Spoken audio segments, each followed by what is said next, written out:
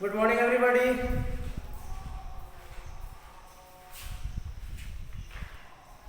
Last revision class में हम लोगों ने पढ़ा था क्लाइमेट के बारे में, है ना। Weather, climate, the factors that determine the climate of a place, ये सारी चीज़ें एंड कुछ instruments that are used to measure the different things, है ना। उसके बारे में हम लोगों ने लास्ट क्लास में डिस्कस किया था। उसके बाद एक इम्पोर्टेंट टर्म आता है आपका ग्लोबल वार्मिंग है। जैसा कि हम जानते हैं कि हमारे एटमॉस्फेयर में कई सारे गैसेस हैं, मिक्सचर ऑफ गैसेस, है ना। And it protects the earth from the sun rays. Sun rays से हमारे अर्थ को प्रोटेक्ट करता है, ठीक है। बहुत सारे गैस हैं जिसमें आप जानते हैं नाइट्रोजन सर्वाधिक मात्रा में है, उसके बाद ऑक्सीजन और फिर बहुत सारे गैस जो है कम कम अमाउंट में जो है एटमॉस्फेयर में मौजूद है। साथ ही कार्बन डाइऑक्साइड, है ना। जब कार्बन डाइऑक्साइड की मात्रा जो है बढ़ जाती है, कैसे बढ़ती है, कैसे बढ़ती है? प्रदूषण की वजह से, है ना। बर्निंग ऑफ फ्यूल्स, इतनी सारी गाड़ियां चलती है, फैक्ट्रीज से धुएं निकलते हैं, ये सारे जो है सारी चीज़ें जो फैक्टर हैं जो कार्बन डाइऑक्साइड CO2 की मात्रा को एटमॉस्फेयर में बढ़ा देते हैं, है ना। It allows the sunlight to reach the earth and warm its surface, और जिसकी वजह से जो है अर्थ का सरफेस जो है काफ़ी गर्म हो जाता है, टेम्परेचर रेज हो जाता है ना। This cause more water to evaporate in the atmosphere. Water vapour being good at absorbing heat causes the earth atmosphere to become even warmer. This further prevents the surface heat of the earth from escaping. This results in the rise of atmospheric temperature. ये जो CO2 की जो मात्रा बढ़ जाती है क्योंकि इतनी सारी गाड़ियाँ चलती है, उससे निकलने वाले धुएं, साथ ही साथ फैक्ट्रीज से निकलने वाले धुएं, है ना, जो है एटमॉस्फेयर में कार्बन डाइऑक्साइड की मात्रा को बढ़ाता है, और जिससे जो है हमारे अर्थ का टेम्परेचर जो है वो रेज कर जाता है, बढ़ जाता है ना, जिसको हम लोग ग्लोबल वार्मिंग के नाम से जानते हैं, ठीक है। तो CO2 की मात्रा का बढ़ जाना, फैक्टर कौन है, कौन बढ़ाता है CO2 की मात्रा, है ना। फ्यूल्स, स्मोक्स, ये जो है CO2 की मात्रा को बढ़ा देते हैं, और जिसकी वजह से अर्थ का जो टेम्परेचर है सरफेस का वो रेज कर जाता है, बढ़ जाता है, और इसको हम लोग ग्लोबल वार्मिंग कहते हैं, ठीक है।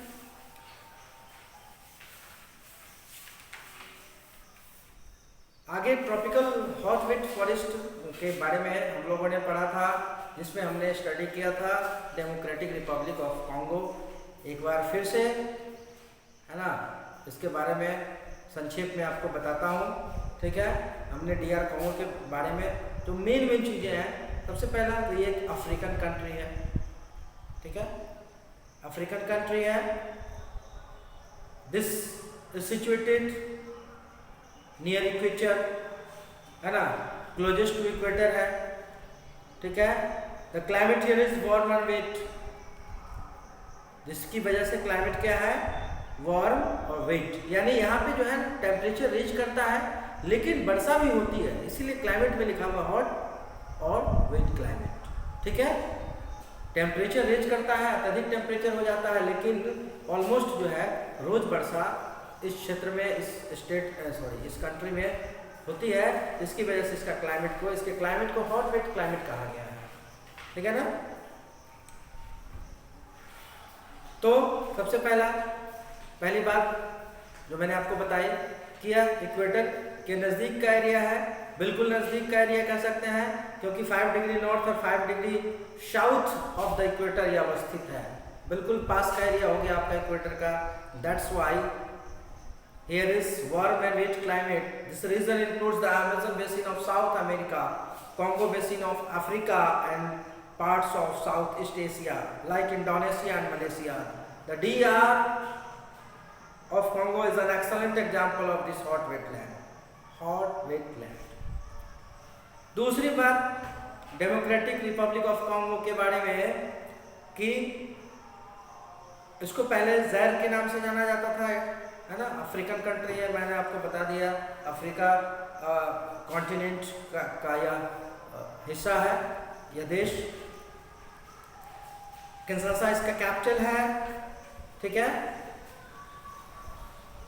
This country surrounded by the 9 independent countries like Central African Republic, South Sudan, Uganda, Rwanda, Burundi, Tanzania, Zambia, Angola, Republic of the Congo। देखिए मिलता जुलता नाम मैंने आपको बताया, एक बार फिर से बता रहा हूँ कि ये है हमारा जिसके बारे में हम स्टडी कर रहे हैं, डेमोक्रेटिक रिपब्लिक ऑफ कॉन्गो, और उससे मिलता जुलता नाम another country Republic of the Congo. Okay, similar name है ना, समान नाम है, सिमिलर नेम है। हम लोग इसको डेमोक्रेटिक रिपब्लिक कॉन्गो कहते हैं, दूसरा जो है Republic of the Congo. DR Congo occupies the heart of the Congo basin, which is vast low-lying area surrounded by the mountains of 3 sides. Climate due to located near the equator, therefore it is hot and wet climate throughout the year. क्या होता है कि सुबह में DR Congo में जो है, सुबह में जो है हॉट एंड ह्यूमिडिटी होती है मॉर्निंग टाइम में। द टेम्परेचर राइजेज स्टीडली, दोपहर होते हुए टेम्परेचर जो है धीरे धीरे बढ़ता जाता है बाय नून, और दोपहर होते होते dark clouds are formed and afternoon it is very rest. इसीलिए इसके क्लाइमेट को हॉट वीट क्लाइमेट कहा गया है। गर्मी तो है ही, लेकिन वर्षा भी होती है almost every day. Almost every day this country receives rain. The annual rainfall is more than 200 centimeter, है ना। The average temperature is 27 degrees Celsius. The evening are quite pleasant, और शाम का समय जो है बेहतरीन होता है। And nights are cool, और रातें जो है ठंडक बड़ी होती है। The days and nights in DR Congo are almost equal duration. Due to situated या closest to the equator, the days and nights are equal. Equator के नजदीक का हिस्सा है, तो रात और दिन का ड्यूरेशन जो होता है लगभग बराबर होता है। ये चीजें आपको बताई गई थी, एक बार फिर से ध्यान रखना है कि duration of day and nights are equal due to the region is closest to the equator, the country is closest to the equator, ठीक है। It is situated between 5 degree north and 5 degree south, है ना, of the equator. Okay, sunlight and rain are the main natural sources that help the plants of this region to grow faster due to its hot wet climate. DR Congo has both these resources in plenty of sunlight or rainfall, यानी वर्षा, water जिसको we receive water from rainfall। तो ये दो जो factors हैं, sunlight है ना and rain, ये जो मेन फैक्टर हैं जो किसी भी प्लांट को ग्रो करने के लिए ज़रूरी है, एसेंशियल जो है चीज़ें हैं जो प्लांट को ग्रो करने के लिए ज़रूरी है, और ये दोनों प्रचुर मात्रा में उपलब्ध है इस रीजन में, है ना। So dense forest are present in DR Congo। The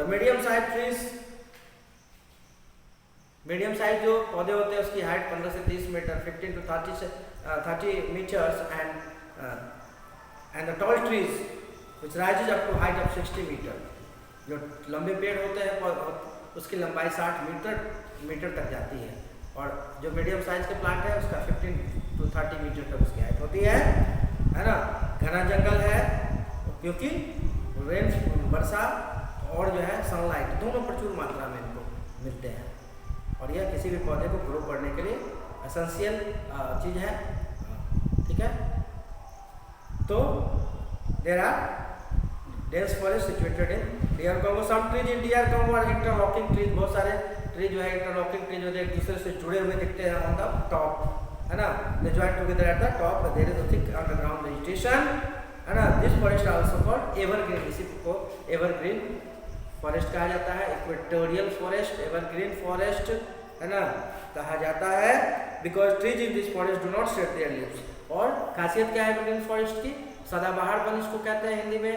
और खासियत क्या है कि हमेशा पत्ते हरे भरे ही नजर आते हैं पौधों के, है ना, because there is no particular season which the tree shed their leaves. ऐसा कोई सीजन नहीं है पर्टिकुलर सीजन जिसमें पेड़ से पत्ते झड़ जाते हैं। जैसे हमारे यहाँ ऑटम में क्या होता है, पेड़ से सारे पत्ते पुराने पत्ते गिर जाते हैं और फिर स्प्रिंग आने पर नए पत्ते उसमें आ जाते हैं। तो ऐसा कोई सीजन एवरग्रीन फॉरेस्ट रीजन में नहीं होता है।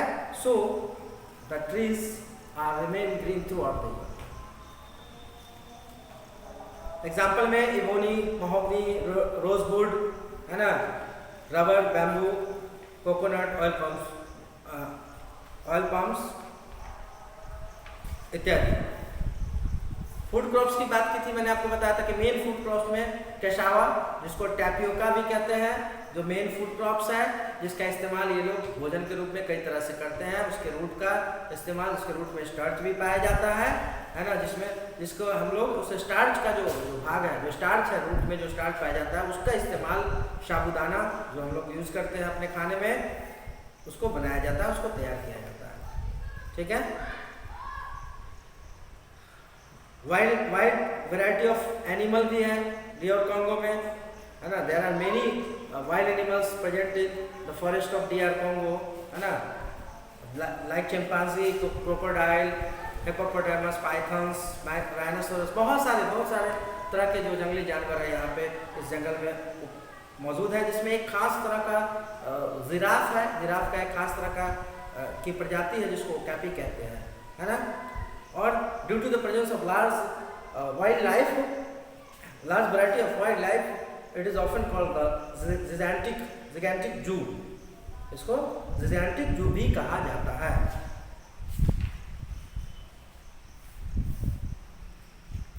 बेसिकली जो रिवर की बात करें तो Congo river second longest river है अफ्रीका में आफ्टर द नाइल। नील नदी के बाद दूसरा जो है रिवर कॉन्गो रिवर, है ना, that flows in DR Congo. Multipurpose project has been built. उसके बाद लाइफ स्टाइल की बात करें, कुछ ट्राइब्स इसमें होते हैं यहाँ पे इस डीआर कॉन्गो में, है ना। Most of the people living in villages, okay, most of them belong to Bantu tribe, largest racial group of DR Congo, है ना। They live in small scatters, ठीक है। In the cities, education is also spreading widely. New schools and colleges have been opened. Many students are going to abroad.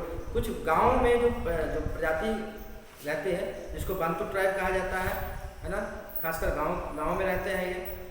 उसके बाद जो शहरी क्षेत्र है डीआर कॉन्गो का, उसमें मॉडर्न फैसिलिटीज अवेलेबल हो गए हैं, कई सारे नए स्कूल कॉलेज खुल गए हैं, है ना। और वहाँ के लोग जो है पढ़ने के लिए अब्रॉड विदेश भी जाते हैं।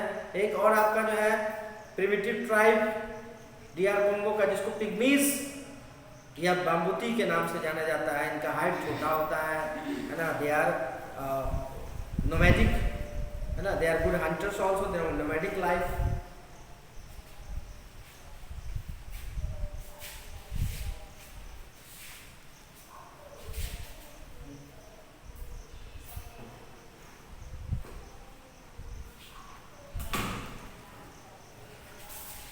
तो ये पिग्मीज जो होते हैं वो नोमैडिक लाइफ जीते हैं, एक अच्छे हंटर होते हैं, शिकारी होते हैं, ठीक है, और म्यूजिक और गाने के शौकीन होते हैं। इंपॉर्टेंट सिटी में किंशासा, है ना, लुमशी, किशनगढ़ी, मातादी और कटांगा जैसे सिटीज़ हैं, इंपॉर्टेंट सिटीज़ हैं ट्रांसपोर्ट में, ठीक है।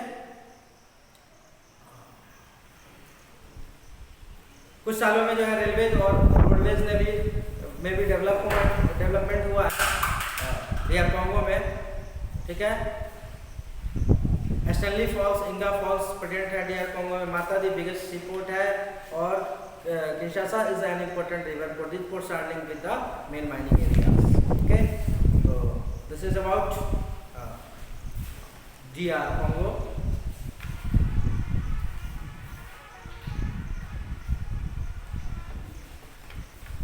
तो 1 to 4 चैप्टर तक एक बार फिर से मैंने आपको उसके जो इम्पोर्टेंट फैक्ट्स हैं, टर्म्स यूज़ किए गए हैं, उसके बारे में मैंने आपसे चर्चा की, मैंने आपको बताया।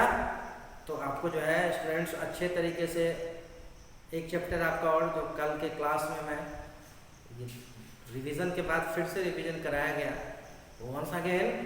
तो 5th चैप्टर जो है कल हम लोग इस पे मैं आपको जो मेन इम्पोर्टेंट चीज़ें हैं, टर्म्स हैं, उसको मैं फिर से एक बार बताऊंगा। और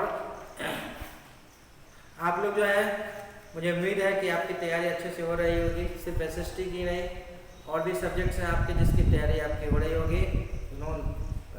9th ऑफ जो है जुलाई को आपका एग्ज़ाम है ना। आपके पास समय कम है, ठीक है, तैयारी आपको इसमें करनी है, ठीक है। 1 to 5 चैप्टर्स ध्यान रखना है, 1 to 5 ऑल पार्ट्स, है ना, ऑल पार्ट्स। और ऑल पार्ट्स की तैयारी कैसे संभव होती है? चैप्टर्स को रीड करके, ऑल पार्ट्स, कुछ भी नहीं छूटना चाहिए। तो चैप्टर्स को रीड कीजिए, चैप्टर्स को अपने माइंड में सेट कर लीजिए कि इस चैप्टर में हमने ये बातें पढ़ी, है ना। एक एक चीज़ उसको ध्यान में रखना है आपको। उस इन 5 चैप्टर्स का 1 to 5 जो चैप्टर्स है आपके, एक एक चीज़, एक एक पॉइंट, और कहीं से भी आप कंफ्यूज आपको नहीं होना है ना। चाहे वो लॉन्गिट्यूड के बारे में हो, लैटिट्यूड्स के बारे में हो, मैप के बारे में हो, है ना, डिफरेंट टाइप ऑफ मैप के बारे में हो, ग्लोब के बारे में हो, जो भी चीज़ें हैं, what ever you read in this 5 chapters, है ना। मैप्स, डिफरेंट मैप्स, क्या क्या मैप्स के जो है, कौन कौन से मैप्स का इस्तेमाल किस किस पर्पस के लिए किया जाता है, ये सारी चीज़ें आपके माइंड में होनी चाहिए। क्लाइमेट, है ना, weather, climate, the factors which determine the climate of a place, है ना, क्लाइमेटिक जोन्स, है ना। इतनी मैंने 2 बार रिवीजन करा दिया, आपके दिमाग में एक एक चीज़ आनी चाहिए, क्वेश्चन आपके सामने हो और तुरंत आप आंसर देने लायक, अगर आपने पढ़ा है अच्छे से तो आप आसानी से आंसर देने लायक हो चुके हैं, है ना। और नहीं पढ़ा है तो कोई बात नहीं, मैं कितना भी बोल दूँ, पढ़ा दूँ, अगर आपने नहीं पढ़ा तो फिर तो सब बेकार है, ठीक है ना। तो जो भी इम्पोर्टेंट टर्म्स यूज़ किए गए हैं क्लाइमेटिक जोन्स के बारे में, है ना, 3 क्लाइमेटिक जोन्स होते हैं, ठीक है, कहाँ से किस रीजन पे अवस्थित है ना। क्लाइमेटिक जोन्स में 3 जोन्स जो हैं उसका ध्यान रखना है कि कौन सा जोन्स किसके बीच पड़ता है। ये सारी चीज़ें माइंड में आपको रखनी होंगी, है ना। अभी ग्लोबल वार्मिंग की चर्चा की, उसको ध्यान में रखना होगा, ठीक है। Climate of D R Congo, main food, है ना, ये सारी चीज़ें जो है, सारी चीज़ें अपने आप में इम्पोर्टेंट है, कोई भी चीज़ जो है अननेसेसरी नहीं दिया गया है, सारी चीज़ें इम्पोर्टेंट है, तो एक एक चीज़ को आपको रीड करना है। चलिए हम लोग फिर नेक्स्ट क्लास में जो है 5th चैप्टर के बारे में डिस्कस करेंगे, और ठीक है। तो हम लोग चलिए इस क्लास को आज यहीं पे समाप्त करते हैं। धन्यवाद।